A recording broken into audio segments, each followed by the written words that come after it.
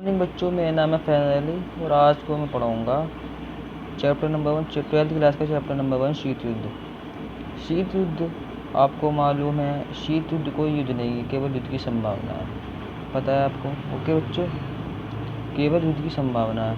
तो आपको बताते हैं कि शीत युद्ध कोई युद्ध नहीं है, केवल वास्तविक युद्ध है। केवल आपको ये याद रखना है, युद्ध नहीं है, युद्ध की संभावना। युद्ध का डर बना रहता है कि युद्ध ना हो जाए, जरासंध में युद्ध ना हो जाए, लेकिन युद्ध नहीं हुआ था।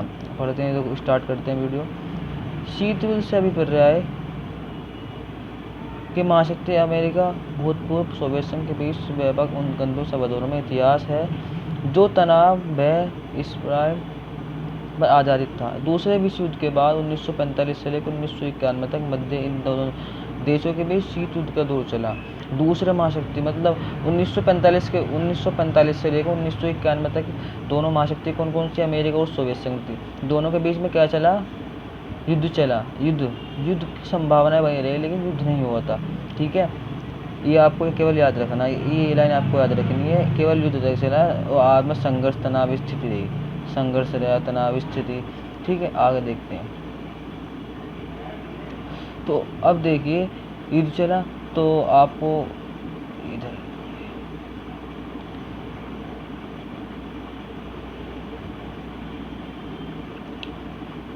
सकारात्मक बिंदु देते हुए विश्व युद्ध के बाद अब तक की मतलब दूसरा विश्व युद्ध के बाद अब तक की प्रथम विश्व युद्ध आपको याद रखना है। प्रथम विश्व युद्ध कब हुआ था आपका? प्रथम विश्व युद्ध आपको 1914 से लेकर 1918 तक हुआ था, और दूसरा विश्व युद्ध 1939 से लेकर 1945 तक का चला था। आपको ये याद रखनी इम्पोर्टेंट है, बहुत इम्पोर्टेंट है। ठीक है, आपको याद रखना है। अब तो दूसरे विश्व युद्ध के बाद अब तक की वैश्विक घटनाओं का अध्ययन समकालीन विश्व राजनीति के अंदर, जो दूसरा विश्व युद्ध के बाद है, हम जो बुक 1 है आपके पॉलिटिकल साइंस की फर्स्ट की, तो उसके अंदर हम पढ़ेंगे क्या? दूसरे विश्व युद्ध के बारे में। दूसरे विश्व युद्ध के बाद क्या चला, उनका क्या स्थिति रही, किस किस के बीच हुआ, उसमें कौन से देश शामिल थे, आपको सब उसके बारे में आपको बताया जाएगा। ठीक है, तो आगे देखते हैं। तो दूसरे विश्व युद्ध के गुट, इस गुट के अंदर कौन कौन से देश शामिल था आपको पता है? तो हम आपको बताते हैं। तो इस गुट के अंदर जो एक तरफ था अमेरिका, एक तरफ था सोवियत संघ। तो इन दोनों के बीच कौन कौन से देश शामिल थे आपस में लड़ने के लिए? मतलब एक तो देखो, पहला विश्व युद्ध 1914 से लेकर 1918 तक चला। ठीक, अब 1914, फिर दूसरा विश्व युद्ध 1939 से लेकर 1939 से लेकर 1945 तक चला। ठीक है, तो जब 1939 से लेकर 1945 तक इसके अंदर कौन कौन से देश शामिल थे? देखो, ये दो तरफ थे, दो तरफ बटे हुए थे। एक तो था आपका ये था मित्र राष्ट्र, ठीक, और एक तरफ था ध्रुवीय राष्ट्र। तो देखो, मित्र राष्ट्र के अंदर आप देख लीजिए, मित्र राष्ट्र के अंदर सोवियत संघ, फ्रांस, ब्रिटेन और संयुक्त राज्य अमेरिका।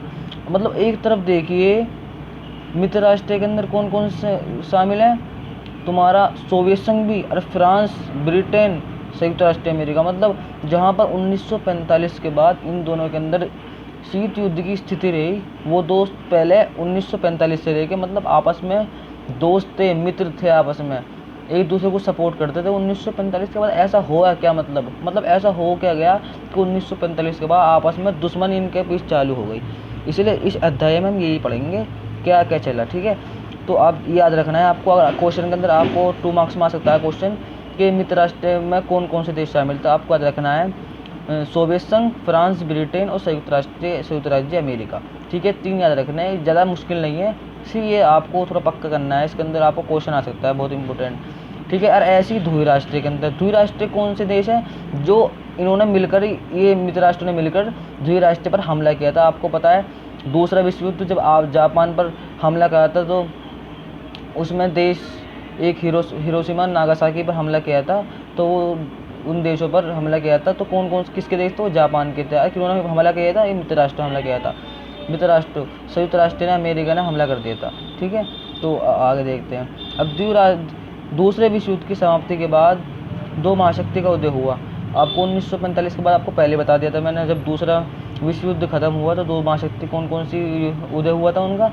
कौन कौन सी था? एक तो था आपका अमेरिका और एक था सोवियत संघ। ठीक है, आगे देखते हैं। पूंजीवाद विचारधारा प्रतिबिंब करने संयुक्त राष्ट्र अमेरिका समाजवादी थी, और विचारधारा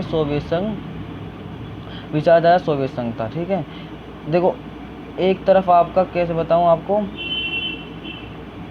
ये रहा, ठीक है। एक तरफ तो था आपका यूएसए, ठीक, और एक तरफ था क्या, यूएसएसआर। आपको पता तो होगा यूएसए कौन है, यूएसएसआर कौन है, मैंने आपको गूगल पे चेक कर लेना, ठीक है। फिर आपको बता दें यूएसएसआर तो आपका कौन, सोवियत संघ, और यूएसए है अमेरिका, ठीक है। तो ये कौन सी विचारधारा को पसंद करता था, पता है आपको, नहीं मालूम, मैं बता देता हूँ, ठीक है, कोई मसला नहीं है इसमें, तो ठीक है आगे देखते हैं।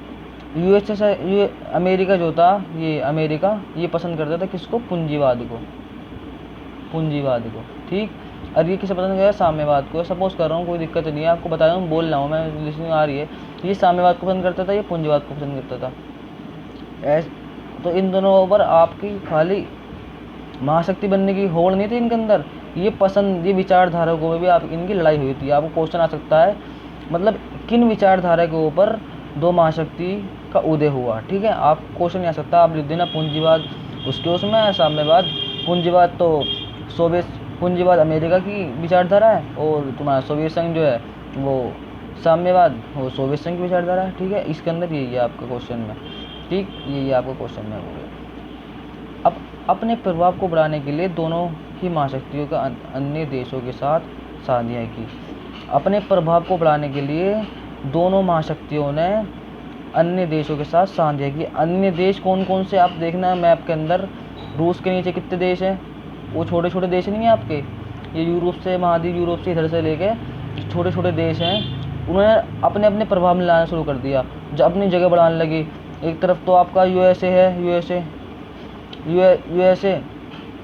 वो अपने जो छोटे छोटे देश हैं उन्हें कब्जे में करने लगा। और एक तरफ जो है यूएसएसआर है, वो अपने छोटे छोटे देश हैं वो उन पर कब्जा करने लगा। ये इसके अंदर ये बताया, ठीक है, कब्जा करने लगे, तो आपका कब्जा करने लगे। अब एक सैन्य शांति संगठन, फिर इस सैन्य शांति संगठन की स्थापित हुई, ठीक है। अमेरिका, किसने, अमेरिका ने सैन्य शांति संगठन, और उसने जो कहा उनने भी सैन्य शांति संगठन, मतलब जो उनके, आप मैप में देखेंगे जो पूर्वी यूरोप, पूर्वी सोवियत संघ में, पूर्वी खेमा, उसके अंदर देश छोटे छोटे, वो तो रूस के अंदर जाने लगे, छोटे छोटे देश जो अपने उसमें कब्जा करने लगा। और तुम्हारा जो अमेरिकी साइड है वो अमेरिका कब्जा करने लगा, ठीक है, यही है, ओके।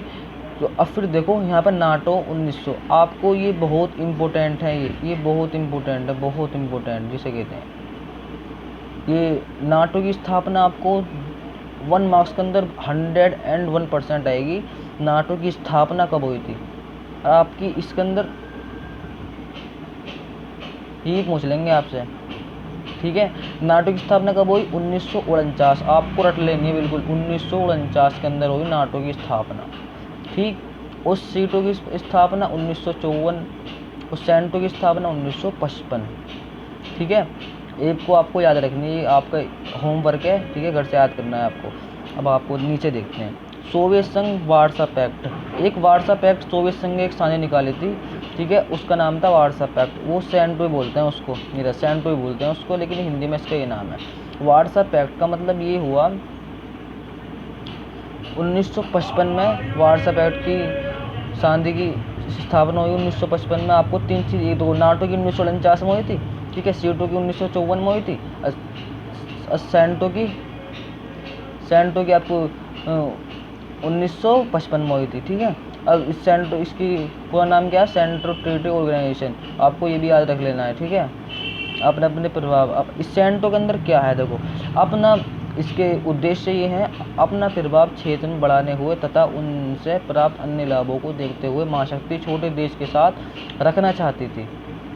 और जो अपना प्रभाव है, ठीक है, जो अपना प्रभाव है, सोवियत संघ जो है अपना प्रभाव है, छोटे छोटे देश हैं, छोटे छोटे देश, उनमें अपना प्रभाव बढ़ाने के लिए उन्हें तुम्हारी छोटे देशों को सुरक्षा का वादा किया, हथियारों की आर्थिक मदद दी, और जुड़े रहने के साथ, मतलब उन्हें उनकी मदद, उन्हें सिर्फ भूभाग की जगह आपको छोटे छोटे देश, जो आप अपना प्रभाव इसलिए चालू कर दिया कि उन्हें छोटे देश की भी सुरक्षा मिलेगी, ठीक है, उन्हें आर्थिक मदद भी दी जाएगी, सोवियत संघ देगा, इसलिए छोटे देश लालच में आ गए, तो भाई छोटे देश उनके अंदर दो महाशक्तियों के बीच में चले गए, ठीक है।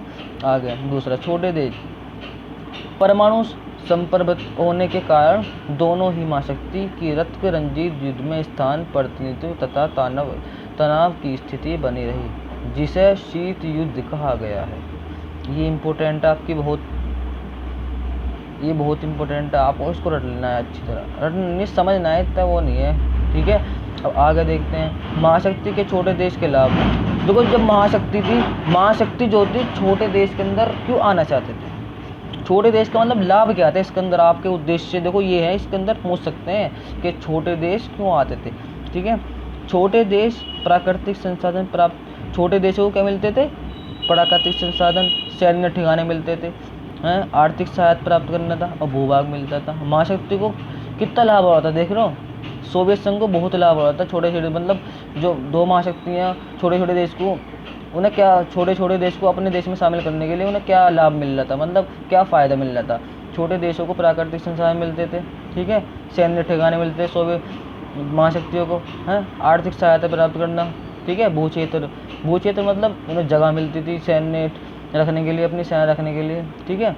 अब शीत युद्ध के दायरे, आपका ये भी बहुत इम्पोर्टेंट है, ठीक है। शीत युद्ध के दायरे 1948 में बर्लिन की दीवार नाकेबंदी, ठीक है, बर्लिन की दीवार नाकेबंदी करी गई। तो 1950 में कोरिया संकट आपको पता है, आगे बताऊंगा कोरिया संकट के, लेकिन ये आपको रटना है। तो 1954 से लेकर 1975 तक वियतनाम में अमेरिका हस्तक्षेप, वियतनाम ने 1975 तक वियतनाम में हस्तक्षेप किए थे कि मेरे देश में शामिल हुआ, छोटा देश है वियतनाम, ठीक है। 1956 हंगरी की सोवियत संघ का हस्तक्षेप, ये भी हंगरी एक देश है। 1956 में सोवियत संघ ने हंगरी पर कहा था कि तुम मेरे देश में शामिल हो जाओ और आपको सैन्य सहायता मिलेगी, आपको जो मैं ऊपर बताया वही है, ठीक है। 1962 में क्यूबा मिसाइल संकट, 1962 में क्यूबा मिसाइल संकट, आपको ये बहुत इंपॉर्टेंट है, ठीक है, ये आपको याद रखना है।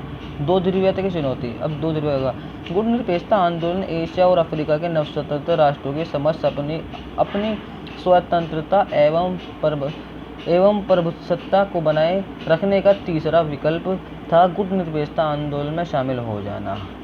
जब दो ध्रुवीयता की चुनौती आपस में एक दूसरे को शामिल कर रहे, देश को आपस में शामिल कर रहे थे, ठीक है, एक दूसरे को, तो ऐसे में भारत ने सोचा, भारत के जवाहरलाल नेहरू ने, कि ऐसे तो हम भी, हमारी अभी आज़ादी हुई है और ऐसे तो हम भी इनके उसमें शामिल हो जाएंगे, ये छोटे छोटे देशों को शामिल कर रहे हैं दो महाशक्ति, इसलिए कोई गुट निकालना पड़ेगा, इनके गुटों में ना शामिल होने के लिए कोई गुट आंदोलन बनाना पड़ेगा। तो ऐसे में गुटनिरपेक्षता आंदोलन का पहला सम्मेलन, तो फिर ऐसे में जवाहरलाल नेहरू, मिस्र के यूगोस्लाविया के शासक सोगोर्न, मतलब इनकी बैठक हुई, ठीक है, इनकी बैठक हुई। इनके जो पहला सम्मेलन हुआ था 1961 में हुआ था, कहाँ पर, बेलग्रेड एक देश है, यूगोस्लाविया की राजधानी है, ठीक है, यूगोस्लाविया की राजधानी में हुआ, जिसकी नींव 1995 में अफ्रो एशियाई सम्मेलन में रखी गई थी, बाग सम्मेलन।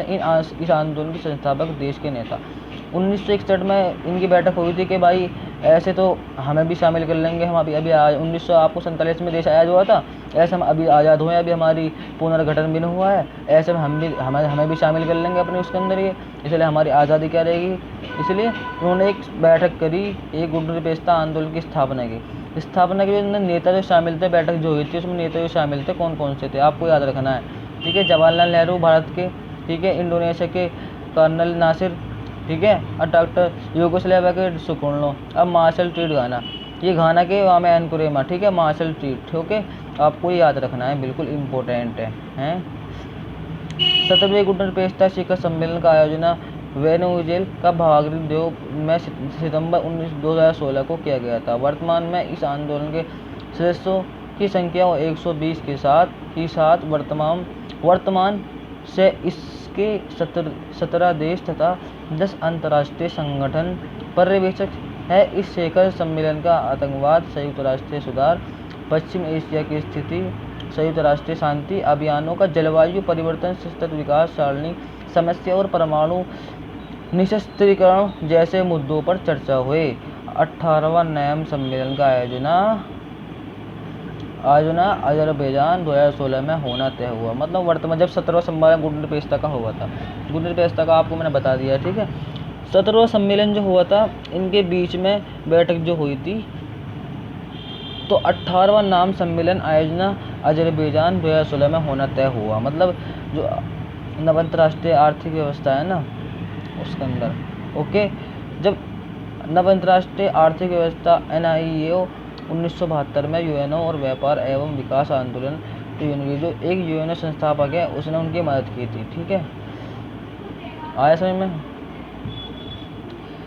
में विकास के लिए नई व्यापार नीति प्रस्ताव किया जाता है। धन्यवाद। ओके बच्चों, चलो मिलते हैं अपने अगली वीडियो में। यहाँ तक का आपको पार्ट 2 दिया जाएगा, उसके अंदर आपको अभी आपका पार्ट आपका शीत युद्ध हो गया। ठीक है, 2 ध्रुवता का अंत हो गया, और गुट निरपेक्षता के बारे में हो गया, और 2 महाशक्ति कौन कौन सी वो हो गया। अब आपको पढ़ाएंगे आगे गुट निरपेक्षता आ गया, अभी सम्मेलन बाकी है, तो आपको वो पढ़ाएंगे। ठीक है, तो पार्ट 2 में मिलते हैं। चलो ठीक है, जय हिंद जय भारत।